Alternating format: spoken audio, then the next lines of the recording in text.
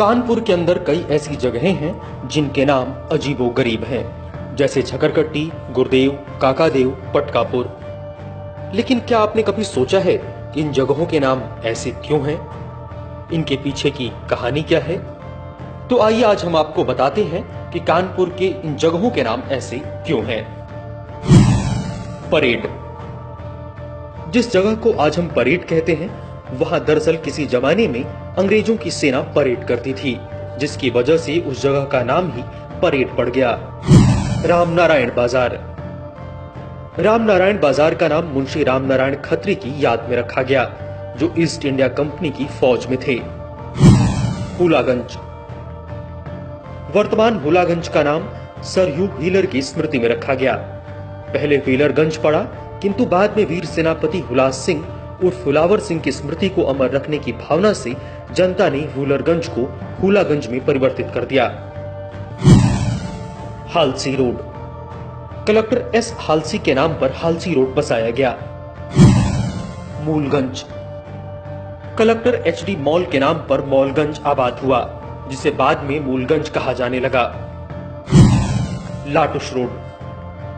संयुक्त प्रांत के lieutenant governor sir James Latouche के नाम पर लाटुश रोड का निर्माण हुआ। बिरहाना रोड। बिरहाना रोड का पुराना नाम बेरिहाना था। यहाँ बेरी के बहुत से पेड़ थे, जिसमें ठाकुर गजराज सिंह की जमींदारी थी, जो बाद में बिरहाना रोड के नाम से मशहूर हुआ। चटाई मोहाल।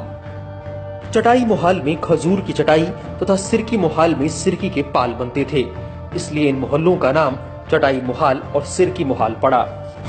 कोतवाली।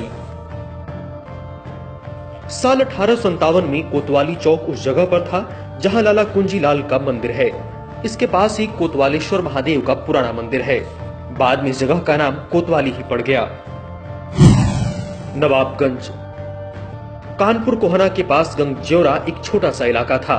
नवाब आसिफुद्दौला और जीरुल मुमालिक अवध ने जेवरा की जमीन पर गंज आबाद किया। तभी से यह जगह नवाबगंज यानी कि गोदामों का बाजार कहा जाने लगा। जूही। कोकी जूही जमींदार के नाम पर उनकी जागीर का नाम जूही पड़ा। कहा जाता है कि वह मुगल बादशाह रंगी की बहन थीं। बेकनगंज।